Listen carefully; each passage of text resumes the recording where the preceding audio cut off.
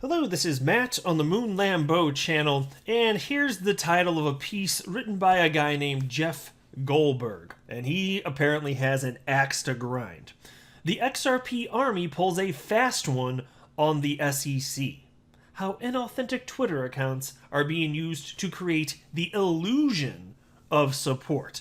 Wow, I don't know exactly what this guy's motives are, but he is absolutely way off into left field. And I think any person, fine, I'm biased, I'm in the XRP community, but I think an unbiased person just looking at the facts going through this would be like, Jeff, you out your damn mind. I think that would be the typical response right here. And so I'm going to run through this thing. Y'all can let me know exactly what you think, but this piece really burns my biscuits, folks. Basically what they're saying is you out there listening to this don't exist. You're just an XRP bot. Beep, boop, beep.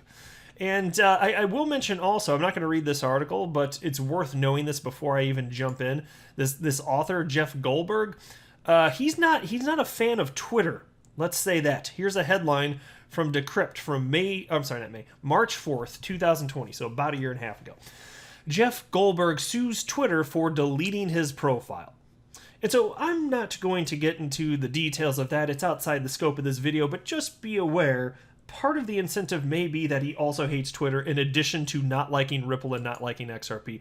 And I'll tell you what, outside of not liking XRP, I don't understand the incentive for writing something like this. That is it just makes bizarre claims. And so I'm going to take this thing, and then, after running through it and explaining why all of this is wrong, I'm going to place this into my Moon Lambeau wood chipper where it belongs. And then we'll never speak of it again, hopefully.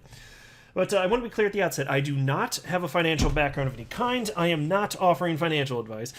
And you definitely should not buy or sell anything because of anything that I say or write. I'm just an enthusiast who enjoys making YouTube videos, but just as a hobby, just for fun. And so let's go ahead and learn. Let's learn how we XRP holders tricked the SEC, because that's basically what is being alleged here.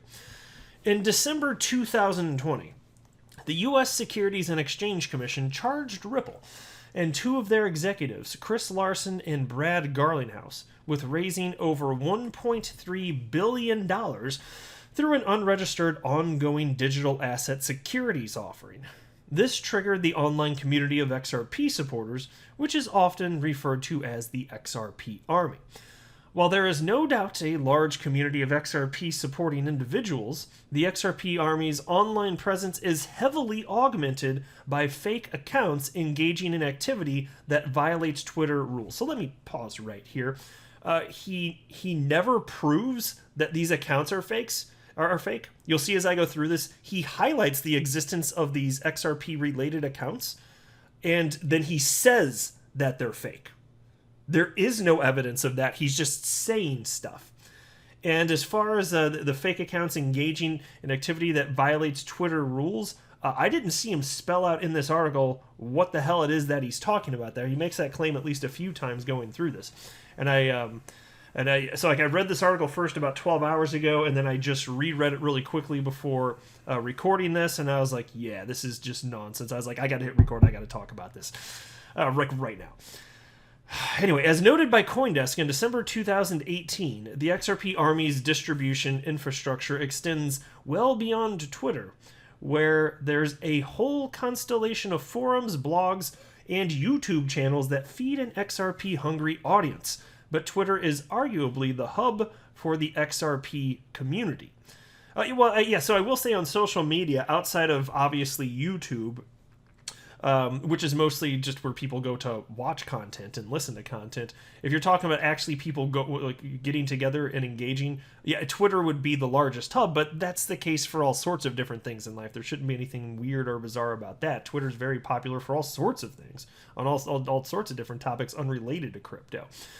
But anyway, this post will focus on how the XRP Army leverages Twitter as part of much larger information/influence operation efforts promoting both XRP and Ripple. And by the way, before I forget this, I want to mention this too as we're going through this. Please note that at no point in this article does he say who the puppet master is, because he's claiming that there's all these fake accounts and it's a coordinated effort. Who's doing it and why? What's the motivation here? Who are these shadowy figures? You know, There's no sort of indication of who that is. He just makes these wild claims, and then we're just supposed to sit here and believe it. He continues. In June 2021, the SEC alleged the XRP Army was issuing false statements directed at William Hinman, former director of the SEC's Division of Corporate Finance, and other members of their leadership. This came from the SEC in response to Ripple filing a motion to subpoena Hinman. Oh, by the way, you're going to see, too, he attacks John Deaton and Jeremy Hogan, attorneys within the XRP community. That's a fun one. Anyway, the commission pushed back, claiming Hinman's deposition, coupled with the social media attention, could deter individuals from seeking positions in public service. Translated, the SEC is now seeing firsthand how the XRP Army operates and, more broadly, is experiencing how platform manipulation can be used to disseminate false narratives. No. Don't put your stupid spin on that, Jeff. That is absolute nonsense. We're talking about the SEC wanting to just keep all sorts of information under this veil that doesn't deserve to be. And they claim privilege and all sorts of things, this and that. But I mean, if you're talking about the pressure that Hinman, my gosh, him getting questioned by Ripple's attorney, that's a deterrent to engage in this office. Well, I'll tell you what, if Hinman having to speak under oath to Ripple's attorneys for a number of hours in one single day, if that's a deterrent to people like him and other people that are absolutely harming investors in crypto, like if that's going to deter people, then I'd say good, because I don't want those types of people in the SEC anyway. I want open and honest individuals. And so he's putting the spin on it. No. Anyway, then he continues. The XRP Army for years has pounced on journalists, analysts, and others simply for publishing content that goes against the narratives they are attempting to push. Look, the XRP community, let me say this, the XRP community is the most under attack community in all of crypto. That's for sure. And frankly, by a lot of it's by Bitcoin maximalists out there. But when Bitcoin maximalists get attacked by no coiners, they respond in similar fashion, although sometimes in even less mature fashion, that's for sure. But is this a surprise? Anyway, he continues, I experienced being swarmed by the XRP Army myself back in May 2018, after sharing findings/data about how inauthentic activity/accounts were being used to prop up tweets from Ripple employees, while simultaneously attempting to make the XRP community appear larger than reality reflects. Okay, so he's doing the same thing again. And just like last time, he doesn't have evidence of this. And then he has a subheading, Meet John Deaton. Forbes published an article last month titled, The Crypto Uprising the SEC Didn't See Coming. That opens by stating the SEC didn't expect blowback when filing its lawsuit against Ripple. Rosalind Layton, senior contributor at Forbes, continued, no one expected the tsunami of legal, political, and social media action from retail cryptocurrency investors outraged by the betrayal from an agency claiming to protect their interests.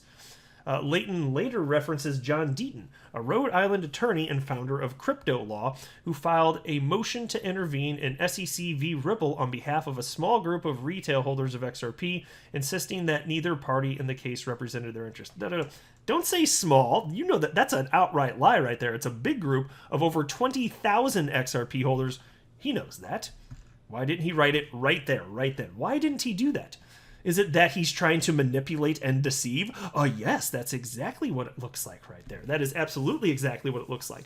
And the idea that there's this outcry and it's a surprise to him, and that means there must be a bunch of fake accounts and everybody in XRP is fake. Well, it goes against the facts, and also this is how people in crypto respond, because we're fighting for our existence here, to be honest with you. Like, think about it. What happened with the infrastructure bill in the United States? The outcry was enormous. Like, the number of people in Congress that were reached by their constituents throughout the entire country, that was very real. Phone calls, email, absolutely, that was real. And so to be surprised that one of the largest cryptocurrencies on the planet, XRP, has a substantial following after being in existence for almost an entire decade, this shouldn't be surprising to anybody, right? But it is to Jeff, because reasons.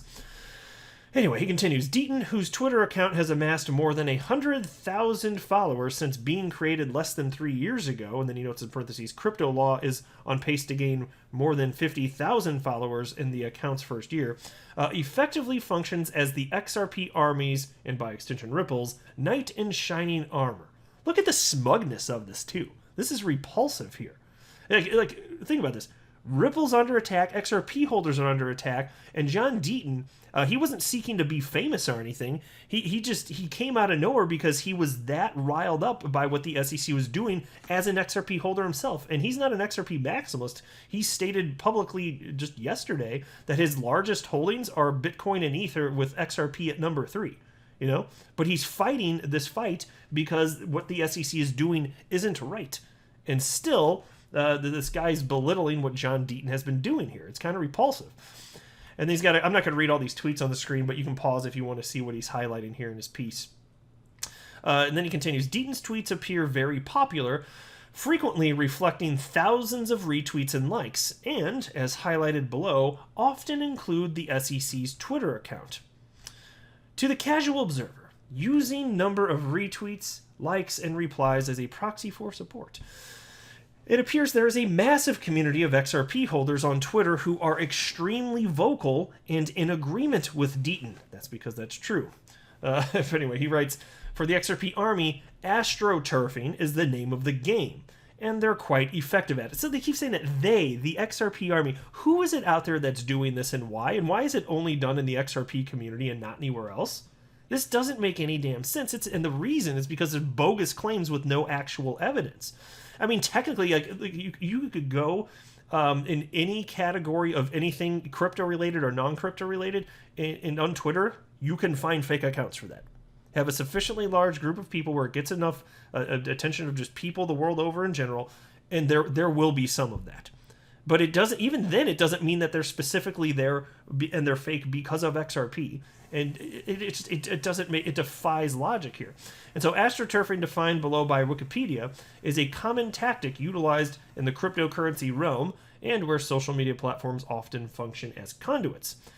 And so here it is. Astroturfing is the practice of masking the sponsors of a message or organization, like political advertising, religious, or public relations, to make it appear as though it originates from and is supported by grassroots participants.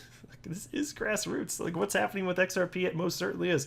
The XRP Army is so good at astroturfing, i.e. creating the illusion of support, in fact, that Magistrate Judge Sarah Netburn, the judge in the SEC v. Ripple lawsuit, has taken notice, pointing to the case being one where the public's interest is significant.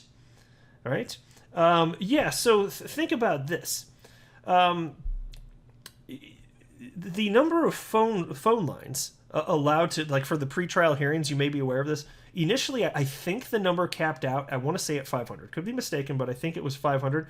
And immediately the lines for these pretrial hearings is that's completely capped out. So they upped it to 4,000. And then as soon as calls are allowed to be placed to get into this, in like a matter of minutes, all 4,000 lines for every single one of these pretrial hearings since then have gotten completely filled. This isn't fake. Do you think there's 4,000 fake call-ins also? Are you kidding me? And so this guy then writes, when looking under the hood, however, it doesn't require rocket science to see artificial amplification in action.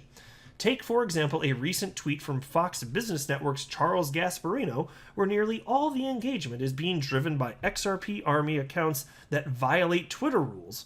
And again, so like he never says what that is. He doesn't talk about that. He's making another claim. He doesn't back it. He says that there's some unforeseen puppet master making all this happen. Never says who it is, what the incentive is, or why it's only within the XRP community, according to him. But there you go. And then he talks about crypto law. Crypto law, as previously mentioned, was founded earlier this year by Deaton, and the publication focuses its contents on news and analysis of key U.S. legal and regulatory developments for digital asset holders. Anyone who has spent material time using Twitter understands that audience building is difficult. In other words, it raises red flags that crypto law, the Twitter account for crypto law, it's at Crypto Law US, has acquired more than 45,000 followers, excuse me, folks, in less than 7 months. take a closer, and I'm going to explain why this is a bogus claim he's making here. Taking a closer look at the followers of @CryptoLawUS, nearly half, which is 21,705 accounts, or 48%, were created in 2020 or later. And then in parentheses writes 15,878 of CryptoLaw's followers are accounts that were created this year. Okay, what happened this year? What happened with XRP this year? XRP went from, what did it start the year at, like 23 cents or something? Well, it ran up to $2. Yes, the size of active XRP community members right now has ballooned in 2020. It is massively grown. A ton of new people have come in. And in fact, I can speak as a content creator on YouTube with an XRP-centric channel. Like, I had months around that. I'd have to go pull up the data. I didn't know I was going to talk about this before recording, but I'm happy to share this info. Like, I had a month, and mind you, so as I record this, I have 133,000 subscribers, a little over that. And so there was one month, it may have been April, probably, where I got over 16,000 new subscribers. And mind you, I've been running the channel at that point for less than 2.5 years. And so my channel, in fact, a year ago, how many subscribers did I have? I can't remember exactly, like 10 or 20,000. So what's happened is, as crypto has heated up, more people have jumped in and started purchasing Bitcoin, Ethereum, XRP, and as a result, every YouTube channel having to do with crypto has blown up in popularity. And as XRP blew up, this is not going to surprise anybody, XRP channels, including mine, they got bigger, right? This is not, and it's not shocking that a ton of these people are new on Twitter. They're the ones that are active. Of course that's the case. Logic, Jeff, logic. This, how do you not see this here? And then he says more than 6,000 accounts include XRP in either their usernames, display names, and or account bios. See, and then he cites that as if that's some sort of indication that their bots are fake. That doesn't make sense. In fact, I used to be on Twitter. I'm just Moon Lambo now, but I used to have my name listed as Moon Lambo XRP. I used to. And the reason that I changed it is because there were claims that a bunch of people's accounts were getting shut down because they had XRP in the title or in their name. I didn't know if that was true or not, and I wasn't going to look into it. I was like, yeah, I don't know. I'm just going to delete the XRP part. It didn't matter. Plus, on top of that, there are some people that would just like outright block me just because I have XRP because there's a bunch of Bitcoin maximalists. And so I was just like, well, I'd rather just be aware of information. So I get it. They hate my guts if they know who I am and I'm a pro XRP guy. Fine, but I'm running a YouTube channel. I'd rather just be able to see all the information available without people blocking me. So there are a couple reasons there. But all sorts of people, if you're into XRP and you're a fan like I am, like that's normal behavior. He's pretending like this isn't normal. Of course it's normal. There's all sorts of people in the Bitcoin community that have Bitcoin. There's all sorts of Doge people that have Doge in the name. Pick your crypto. This is not weird stuff. He's picking on XRP, and I don't know why he's got such an axe to grind against him, our community here, but he does, very clearly. And then he says more than 75%, which is 34,061 accounts, have 100 or fewer followers. And then he says 17,541 of CryptoLaw's followers have 10 or fewer followers. Yeah, most people, they have a Twitter account, and they're not like grinding at it every day to try and grow their following. What is weird about that? Most accounts on Twitter are small. There's nothing strange about this whatsoever. Right? And then he says more than 12,103 accounts have tweeted 10 or fewer times.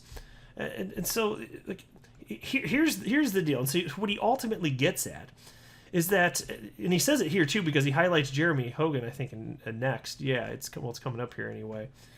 He ends up saying, how could it be that Jeremy Hogan here of Legal Briefs has 127? Actually, let me do this in order. So, on Twitter, he highlights that Jeremy Hogan has 142,000 followers, but he's only been around. His account was created in 2018. And then he says on YouTube he's got 127,000 followers, and then he's talking about John Deaton. How could his following grow so massively? And so they said here the Twitter accounts of Deaton, CryptoLaw, and Ripple General Counsel Stuart Alderati are not the only XRP/Ripple connected legal accounts with followers accounts being massively inflated by inauthentic accounts, and where artificial amplification continues to make their tweets appear more popular than reality reflects. Take Jeremy Hogan, for example, who, like Deaton, functioned as an XRP army general, churning out pro-XRP/Ripple narrative on YouTube, where his channel Legal Briefs reflects 127,000 subscribers, as well as on Twitter. Then he says, Deaton's Twitter account was created in December 2018 and reflects having nearly 110,000 followers. Here's where things get interesting. The Twitter accounts of Hogan and Deaton share nearly 8,000 followers. Oh, gasp. Oh my gosh. Wait, you're telling me that people within the XRP community go to more than one content creator and content provider that is a strong proponent for XRP? You're telling me there's overlap? Are you kidding me? How could that be? Isn't that to be expected? Are you? Do you see how dim this is? It's like, so you would what would you expect that each member of the XRP community would select one lawyer and then not follow the rest? Is that what you're getting at? And for the people they follow on YouTube, should they follow one XRP YouTuber and not the rest? This doesn't make any sense. Like, does he think that people are so stupid that they can't see through this nonsense claim? It doesn't make sense. And then he says this level of followers overlap, particularly among accounts that have been around for just a few years, is indicative of massively inflated follower accounts. No, it's not. No, it's not. It's because people have been jumping into crypto as there's been more attention brought about because of media, crypto media, mainstream media, family, friends, all of this. It's bringing people in and they're discovering crypto. Of course, most of the growth has occurred within the last few years. You dimwit? Like, you gotta be kidding me here. And so he says, in other words, the vast majority of these 80,000 accounts are fake, and the intent behind them is to deceive, where the goal is to create the illusion of a much larger XRP supporting community than reflects reality. But here's the deal. And so if you're wondering, because he does end up getting at this idea of, like, how could it be that the following of John Deaton and Jeremy Hogan, how has it happened so fast? It doesn't make any sense. And I'm like, is it actually rocket science? Are you kidding me?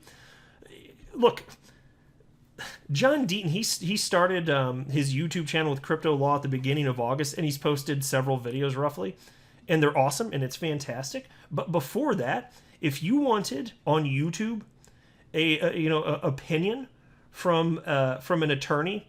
And by the way, mind you, like Jeremy Hogan, I'm talking about Jeremy Hogan here, of course, with Legal Briefs. He was just a blank slate. He came in, and then the more he researched, it's the same thing that's happening with everybody else that looks into it, like Rosalind Layton with Forbes, that New York Times author, Charles Gasparino. They come in as blank slates, and then they end up forming the opinion that, yeah, the SEC is not doing stuff right here. And so, yeah, you can call him pro-Ripple and pro-XRP now. Okay, fine, whatever. But he started as a blank slate less than a year ago. And so he came in here, and it's not surprising that, given that until Jeremy Hogan, until John Deaton started his channel in August, Jeremy Hogan was running the only XRP YouTube channel that specialized in the legal aspect of what's happening in the XRP and Ripple case. And given how gigantic our community is it a surprise that given how well he does the content and the fact that he was the only one doing it on top of that it grew so quickly? And not only that, what about every other XRP YouTuber on the planet shouting the praises, including me, of Jeremy Hogan and John Deaton, because they're doing incredible work? I've been endlessly talking about them using my platform and my channel. I'm not saying this in a braggadocious way, but it is one of the larger XRP YouTube channels out there. And I've been talking about Jeremy Hogan and John Deaton for 3/4 of a year. And so has every other XRP YouTuber and every other big XRP account on Twitter. Is it a surprise that they've had massive followings?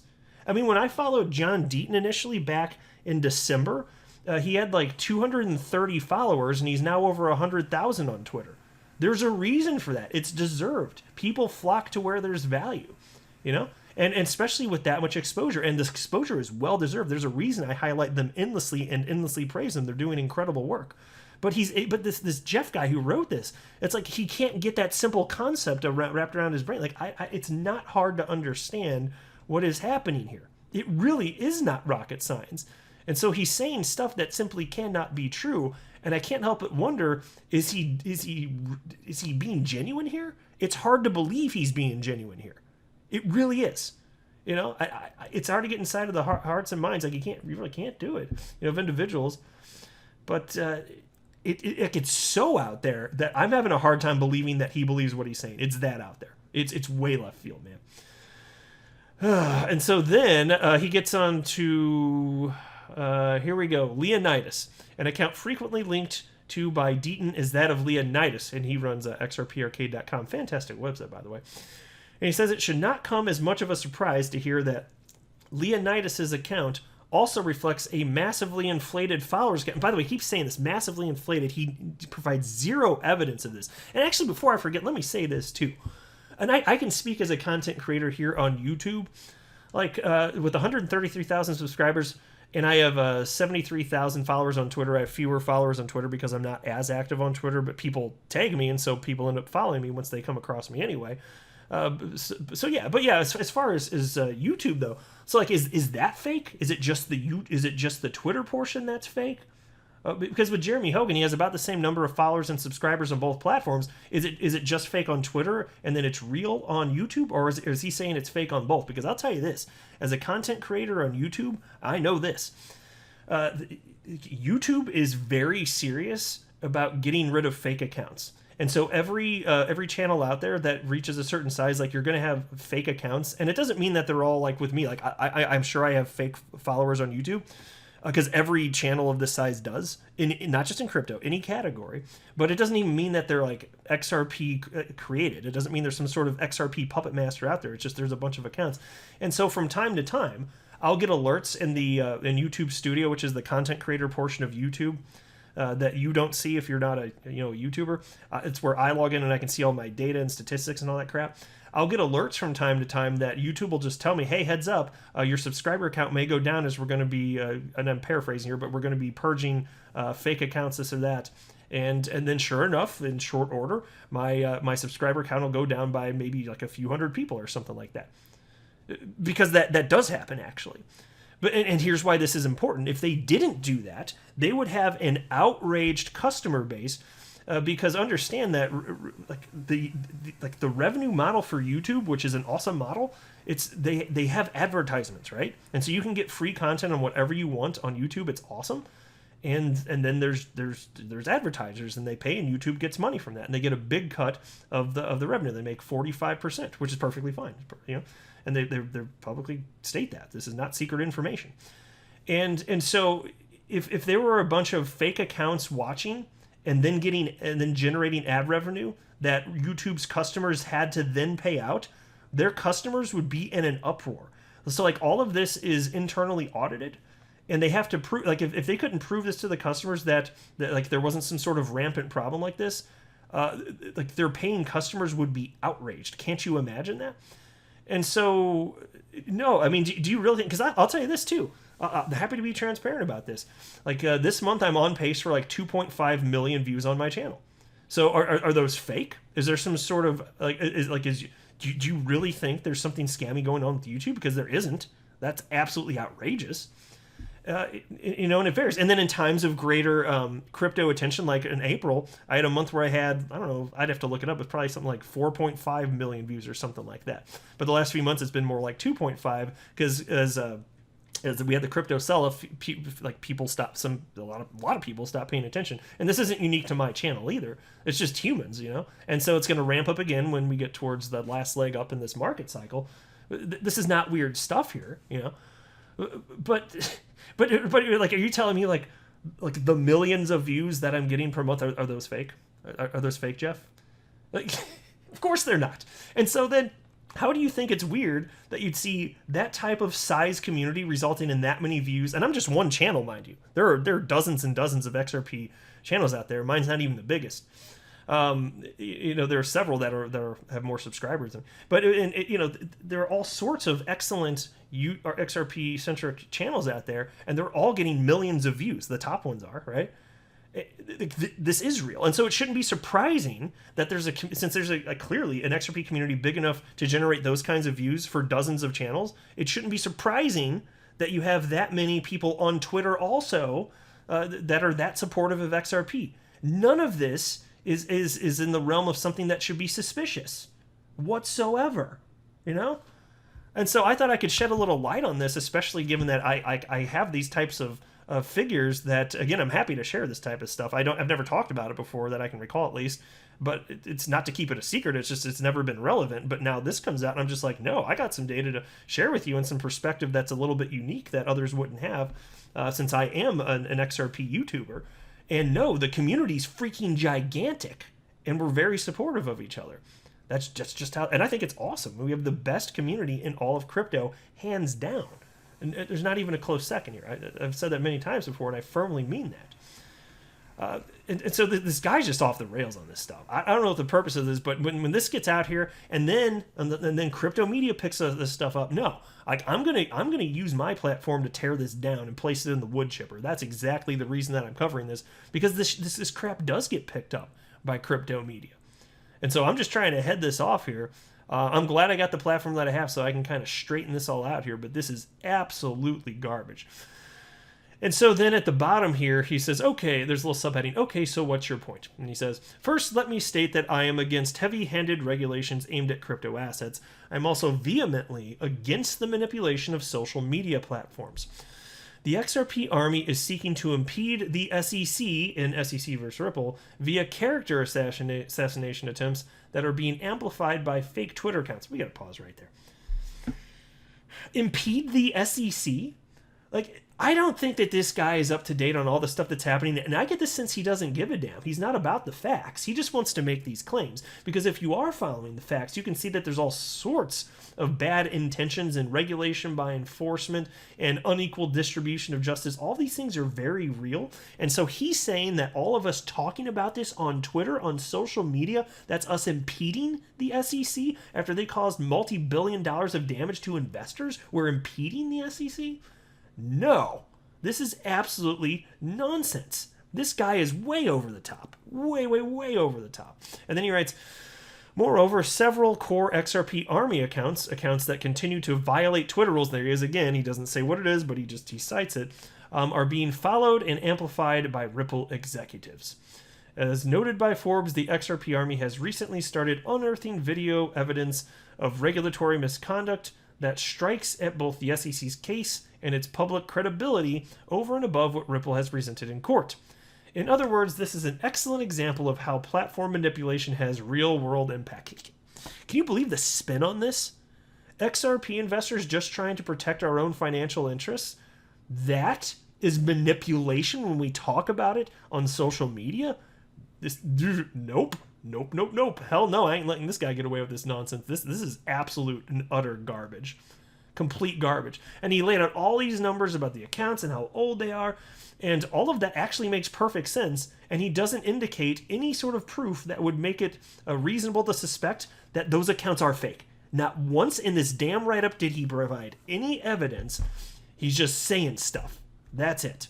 And so there we are. And now I think I'm finished with this. I think I've said pretty much everything that I want to say about this, so we can place this piece of crap article right in the Moon Lambo wood chipper.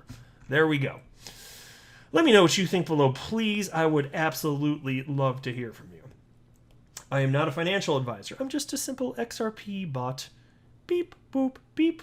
You should not buy or sell anything because of anything that I say or write. So that would be a very, very, very bad idea.